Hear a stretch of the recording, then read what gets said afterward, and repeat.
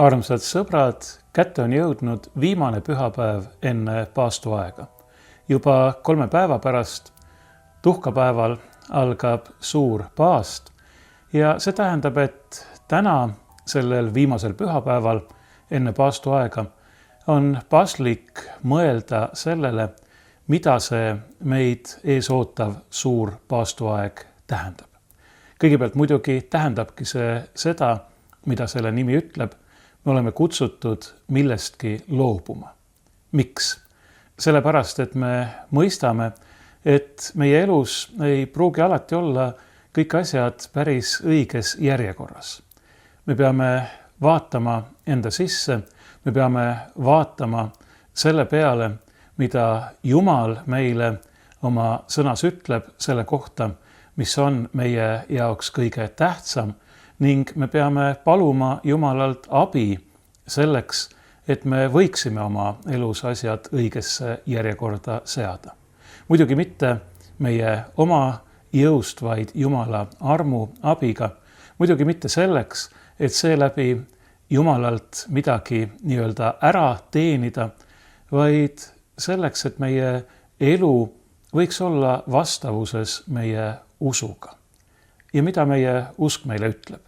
Meie usk ütleb meile seda, et Jumal on nõnda maailma armastanud, et on andnud oma ainusündinud poja, et ükski, kes temasse usub, ei hukkuks, vaid et tal oleks igavene elu. Jumal on andnud kõik. Jumal on loobunud, lõpuks võime öelda, iseendast selleks, et meid päästa, selleks, et meie ei hukkuks. Ja kui me nüüd küsime, et miks me siis peaksime püüdma paastu ajal millestki loobuda, siis vastus on see, mida ütleb meile pühakiri. Võtke Jumal endale eeskujuks. Elage nii, nagu tema elab või nagu tema on. Apostel Paulus kõneleb oma kirjas Filiplastele Kristusest, kes andis iseennast kuni lõpuni, sai meie pärast kuulekaks kuni risti surmani ja ta juhatab selle mõtte sisse sõnadega, et me võtaksime Kristuse endale eeskujuks, et me järgiksime tema eeskuju, et me elaksime nii, nagu tema elas. Kui me nüüd paastu ajal millestki loobume, midagi ära anname, siis me peame pidama meeles, et see ei ole mitte midagi sellist nagu siis, kui inimesed näiteks dieeti peavad. Jah, tänapäeval paastumine seondub eeskätt sellega, et inimesed tahavad oma kehakaalu kuidagi korda saada, mõtlevad, et varsti on kevad ja suvi ja tuleb jälle suveriietesse ära mahtuda. Paastuaeg on justkui täiesti omal kohal. Ei, kui me millestki loobume, siis me peaksime seda tegema, nagu ma juba ütlesin, Jumalat eeskujuks võttes. Jumal loobus millestki kõigest meie pärast. See tähendab, kui meie millestki loobume, siis samuti kellegi teise pärast. Ja sellepärast ei piisa lihtsalt sellest, kui sa paastu ajal kulutad vähem raha lõbustustele või toidule või joogile, vaid selle raha, mis sa kokku hoiad, ja tegelikult rohkemgi veel, sest mis loobumine see muidu on, sa peaksid kasutama heategevuseks, kellegi teise heaks, andma kellelegi, kellel ei ole. Prohvet Jesaja raamatus ütleb Issand, et õige paastumine on see, kui sa murrad oma leiba näljasele, kui sa jagad oma varast vaesele. See on õige paastumine, see on õige loobumine Jumala enda eeskuju järgi. Ja muidugi on paastuaeg ka eriline aeg palves süvenemiseks. Me peame alati palvetama. Palvetamine tähendab enda teadlikku asetamist Jumala ligiolusse, oma hinge ülendamist tema poole. Aga eriti paastu ajal on see väga kohane sellepärast, et kui me Jumalalt midagi palume, siis see iseenesest peaks meile meelde tuletama 2 väga olulist tõsiasja. kui me kelleltki midagi palume, siis see tähendab, et meil endal on millestki puudu. See tähendab, et me ei ole täiuslikud, meil ei ole kõik olemas. Me ei ole need, kes võiksid öelda, et mul ei ole kedagi tarvis. Me tunnistame, et me vajame Jumalat.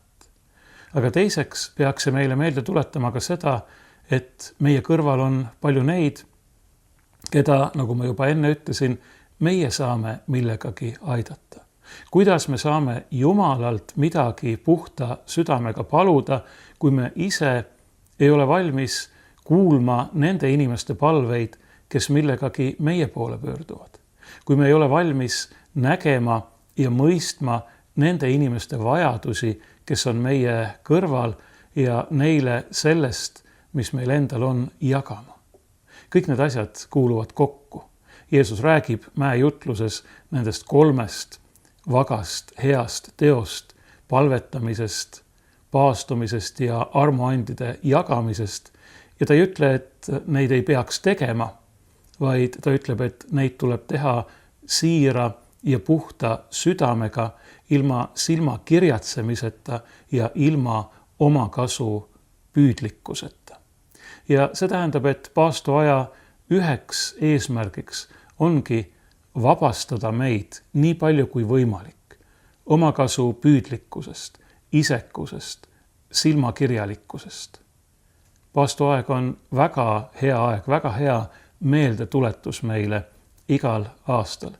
Ja see kestab piisavalt kaua selleks, et me jõuaksime selle jooksul midagi ära teha.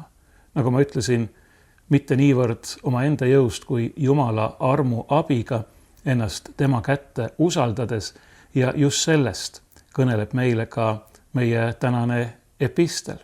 Erinevalt viimaste pühapäevade omast on see seekord üsna lühikene. Me leiame selle apostel Pauluse kirjast Galaatlastele, selle kirja 2. peatükist ja see kõlab nõnda. Ma olen seaduse läbi seadusele surnud, et elada Jumalale.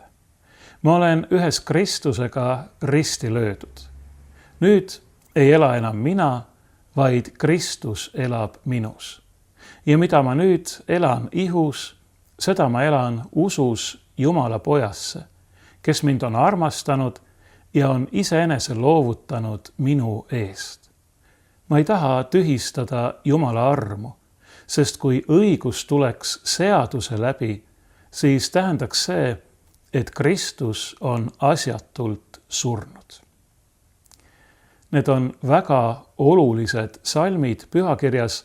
Võime öelda, et nendes on kokku võetud tegelikult apostel Pauluse õpetuse ja see tähendab ka meie kristliku usu kesksed tõed. Ma olen seaduse läbi seadusele surnud, et elada Jumalale. Ma olen ühes Kristusega risti löödud, nüüd ei ela enam mina, vaid Kristus elab minus. See on just see, mida ma tegelikult ennist teile ütlesin, ainult veidi teistmoodi sõnastatuna. Kui ma ütlesin, et me peaksime võtma, ja seda kirjutab samuti apostel Paulus, Jumala endale eeskujuks, me peaksime elama nii, nagu Kristus elas, siis siin ütleb Paulus tegelikult sedasama, ainult veelgi rõhutatumalt. Mina ei elagi enam, meie ei elagi enam, see ei peaks olema enam mitte meie elu, mida me elame, vaid Kristus. Kristus peab saama meie elus nähtavaks. Mitte selleks, ma rõhutan, et midagi Jumalalt ära teenida, vaid selleks, et Jumala armastusele, tema ennast andvale, ohvrimeelsele armastusele vastata ja selle kohaselt elada. Nii et meie kaudu saaks nähtavaks see, mida Paulus nimetab Jumala tarkuseks.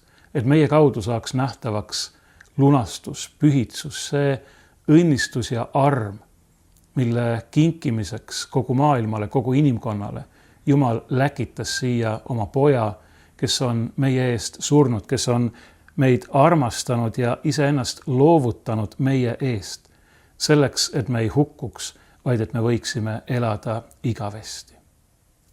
Kui nüüd vaadata natukene lähemalt neid sõnu, mida me siit epistlist kuulsime, siis ma alustan siit päris algusest. Paulus ütleb, ma olen seaduse läbi seadusele surnud, et elada Jumalale. Mida see tähendab? Kuidas me oleme seaduse läbi seadusele surnud? Seaduse all peab Paulus siin silmas seda, mida me nimetame tavaliselt Moosese seaduseks ehk Vana Testamendi seaduseks. Paulus ei taha sellega öelda, et seadus on mõeldud meie hukkamiseks või surmamiseks. Paulus ei taha siin öelda seda, et seadus on kuidagi halb. See, mida Paulus ütleb, on, et seadus ei ole ega saa olla õndsusvahend või päästevahend. Seaduse läbi me ei saa päästetud, me ei saa õigeks. Miks? Sellepärast, et me ei suuda elada täiuslikult seaduse järgi. Seadus on hea, aga kuna meie eksime pidevalt, siis ei too seadus meile mitte päästet ega õndsust, vaid seadus toob meile hukkamõistmise ja surma. Ma kordan, mitte sellepärast, et seadus oleks halb, vaid sellepärast, et meie eksime seaduse vastu. Ja seda juhtub tegelikult ka siis, kui me mõtleme inimlike seaduste peale ja tihtipeale lausa nii, et me ei teagi nendest seadustest midagi. Küllap te olete kuulnud sellist ütlemist või tõde, et seaduse mitte tundmine ei vabasta vastutusest. Nii see kahjuks on. Kui sa rikud mingit seadust teadmata, et selline seadus on olemas ja kui sind sellelt seaduse rikkumiselt tabatakse, siis sa pead ikkagi vastutama. Aga paraku on muidugi nii, et me tihtipeale rikume ka neid seadusi, mida me väga hästi tunneme.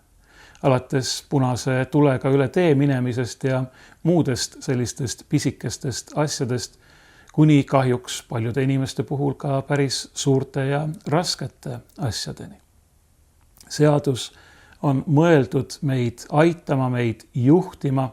See sõna, mida heebrea keeles seaduse kohta tarvitatakse, Toora, tähendabki juhtnöör. Me võime seda kujutleda justkui sellise Ariadne lõngana, mis peaks aitama meil leida õiget teed, aga paraku me ei järgi tihtipeale seda õiget teed, isegi kui me teame, milline see on. Ja nii ei saa seadus meid päästa, vaid seaduse läbi me oleme juba surma mõistetud. Meie ainus võimalus on see, kui meid patuseid õigeks mõistetakse hoolimata sellest, et me oleme pattu teinud.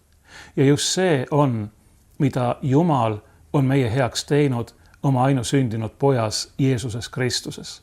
Kõik on pattu teinud ja ilma jäänud Jumala kirkusest. Aga meid kõiki päästetakse Jumala armu läbi Jeesuses Kristuses, kes on saanud meile lepituseks, kui me usaldame ennast tema kätte, kui me laseme ennast Jumalaga temas lepitada, nii nagu apostel Paulus palub või anub oma teises kirjas korintlastele, andke ennast lepitada Jumalaga.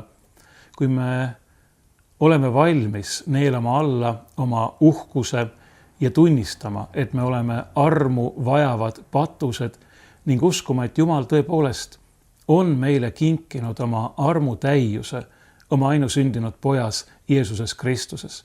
Kui me laseme temal ennast päästa, temal endast kinni haarata, temal meid välja tõsta sellest hukatusest, millesse me oleme ennast ise oma patu, oma ülekohtu läbi paisanud. Apostel Paulus ütleb siin, et me oleme ühes Kristusega risti löödud. See tähendab, et Kristus on võtnud inimeseks saades omaks meie inimloomuse ja kui tema ainsa õige, puhta ja süütuna sureb patuse surma, saab needuseks meie eest, nii nagu apostel Paulus siinsamas Galaatia kirja järgmises peatükis ütleb, siis on ta võtnud enda peale meie kõikide patu, meie kõikide süü. Jah, me oleme seaduse läbi seadusele juba surnud, juba surma mõistetud. Aga see surma mõistmise otsus viiakse täide või on täide viidud Jeesuses Kristuses. Ja see tähendab, et kui me oleme ühes Kristusega juba risti löödud, siis meid enam ei saa uuesti sellesama süü, sellesama patu eest karistada. Meie karistus on juba kantud. Me oleme vabad, me oleme temas õigeks mõistetud. Aga ainult nii, nagu Paulus siin ütleb, et ei ela enam mina, vaid Kristus elab minus. Need kaks asja käivad lahutamatult koos. Kui ma tahan, et Kristuse surm oleks ka minu surm, siis see peab olema ka minu surm patule ja kurjale. Ja see tähendab, et ei ole enam mingit minu oma elu, vaid on Kristuse elu. Ja Kristuse elu ongi see, mida Paulus ütleb, võtke Jumal endale eeskujuks. Elage nii, nagu Kristus elas. Armastage nii, nagu Kristus armastas. Andke ennast nii, nagu Kristus on ennast andnud. See on meie mõistlik Jumala teenistus, nii nagu ta ütleb kirjas roomlastele, et me anname ennast Jumalale elavaks, pühaks ohvriks. Et me tõesti jätame selja taha kõik selle, mis on olnud enne. Ja nüüd ei ela enam mitte meie, vaid Kristus elab minus. Mida ma nüüd elan ihus, seda ma elan usus Jumala pojasse, kes mind on armastanud ja on iseenese loovutanud minu eest. Tegelikult on siin peidus midagi, mida me eestikeelse piiblitõlke järgi koheselt ei näe. Apostel Paulus kasutab siin usust kõneldes omastavat käänet. Mitte sõna-sõnalt tõlkides ma elan usus Jumala pojasse, vaid ma elan Jumala poja usus. Mida see tähendab? See on kahemõtteline väljend, mida võibki tõlkida nii, nagu siin on tõlgitud, ma elan usus Jumala pojasse, ma usun Jumala pojasse, ma usun Jeesusesse Kristusesse, aga seda võib tõlkida ka, ma elan tema usus või õigemini, tema ustavuses, tema usaldusväärsuses. Meie usk võrsub Jumala poja Jeesuse Kristuse ustavusest ja usaldusväärsusest. Usk ei ole mitte meie oma tegu, vaid see on Jumala kingitus meile. Ja selle aluseks, selle lähtepunktiks, allikaks on tema ustavus, tema usaldusväärsus, tema armastus. Ilma selleta ei oleks meil mitte kui midagi. Aga ta on usaldusväärne, ta on ustav. Me saame panna kõik oma lootuse, kõik oma usalduse tema peale. Me võime temasse uskuda täiesti vabalt ja tingimusetult, sest ta ei peta meid, ta ei vea meid alt, ta on andnud kõik meie eest, ta on mind armastanud ja on iseenese loovutanud minu eest. Sõna armastama nii heebrea kui eriti kreeka keeles, see sõna, mida siin kasutatakse, ei tähista mitte meeldivust, mitte kiindumust, see kuulub sinna juurde. Aga siin räägitakse just nimelt ohvrimeelsest, lõpuni minevast, ennast andvast armastusest. Sellisest armastusest, mis ei saa elada ilma armastatuta. Ja muidugi Jumal saaks elada väga hästi ilma meieta. Aga ta on andnud oma poja sellises armastuses meie eest, nagu ta ei saaks elada ilma meieta. Mõelge, mida see tähendab. Kui väga Jumal, kes meid ju tegelikult otseselt või praktiliselt kõneldes ei vaja, sest ta on meid loonud ainult oma mõttega, ainult oma sõnaga. Ta võib luua miljardeid maailmu. Inimesi nii palju, kui ta iganes heaks arvab. Aga ta on meid armastanud nii väga, et on andnud oma ainusündinud poja meie eest. Ta on iseenese, Kristus on iseenese loovutanud minu eest. Ja mulle väga meeldib, et Paulus kõneleb siin just nimelt esimeses isikus minu eest. Ta ei räägi mitte ainult endast, vaid ta räägib meist kõigist. Me kõik võime korrata neid Pauluse sõnu. Ma elan usus Jumala pojasse, tema ustavusest, tema usaldusväärsusest, kes mind on armastanud. Igaüks teist, kes te mind praegu kuulate, võite seda sama öelda, kes mind on armastanud ja on iseenese loovutanud minu eest. Mõelge, kui väga Jumal armastab absoluutselt igaüht meie hulgast. Apostel Paulus ütleb, et ta ei ole mingil juhul nõus seda Jumala armu tühistama. Ta ei ole nõus hakkama rajama ennast jälle seaduse tegudele, arvama, et ta võib ise teha midagi oma hinge õndsuse, oma pääste tagamiseks. Ei, sest kui õigus tuleks seaduse läbi, siis tähendaks see, et Kristus on asjatult surnud. Kui mina ise võiksin saada õigeks Jumala ees ja pärida igavese elu oma tublidusega, oma heade tegudega, seaduse täitmisega, siis ei oleks Kristus ju pidanud surema.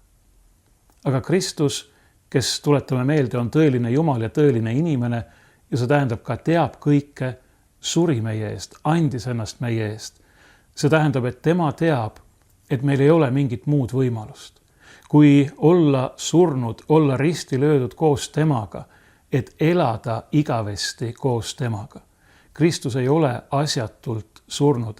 Ta suri, sest see oli hädavajalik, sest et surres inimesena võttis ta enda kanda kogu inimkonna patu, süü, nuhtluse ja needuse ja on oma ülestõusmisega kinkinud kõigile inimestele, kes ta vastu võtavad, võimaluse pärida igavene elu.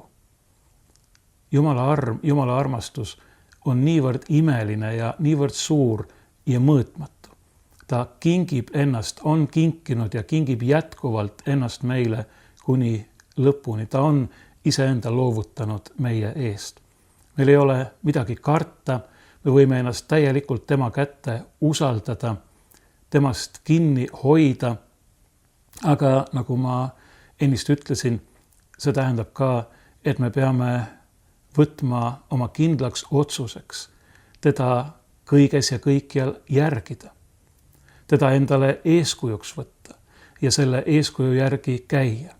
Ja kui ma nüüd tulen tagasi selle juurde, millest ma alustasin, me seisame paastu aja künnisel, siis nüüd on hea aeg, õige hetk küsida, mis see siis on? Mis on see, mis minu elus praegu kõneleb selle vastu, et ma elan Kristuses ja Kristus elab minu sees? Mis on minu elus sellist, mis annab tunnistust mitte Jumala armastusest, vaid vastupidisest? Mis on see, millest ma pean lahti saama, millest ma pean loobuma? Mis on need asjad, mis ma pean oma elus õigesse järjekorda seadma Jumala armu abiga?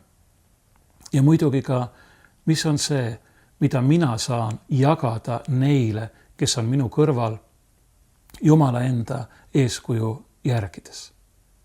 Ja need ei ole mitte ainult ainelised annid, mida ma saan teistele jagada, vaid veelgi enam vaimulikud annid. Loomulikult ma pean püüdma inimesi aidata kõiges, murdma näljasele leiba ja nõnda edasi. Aga me peaksime paluma endale Jumalalt ka julgust ja head tahet, et me oleksime valmis jagama inimestele seda, mis on kõige olulisem. Ja nimelt oma usku Jeesusesse, Kristusesse, kes on meid armastanud, kes on mind armastanud ja on iseenese loovutanud minu eest. Sest sellega me kingime inimestele meie ümber mitte ainult teatavat leevendust siin praeguses ajalikus elus, vaid me kingime neilegi igavese elu võimaluse. Meie võime osutuda nendeks, kes ühele või teisele inimesele enda kõrval avavad ukse igavesse ellu, Jumala juurde, Jeesuse juurde, et Jeesus võiks olla ka nende päästja. Ta on seda niikuinii, aga et nad seda teaksid ja selle vastu võtaksid, et ka nemad võiksid leida igavese elu ja õnne Jeesuses Kristuses. Ma kordan, paastuaeg on selleks suurepärane aeg.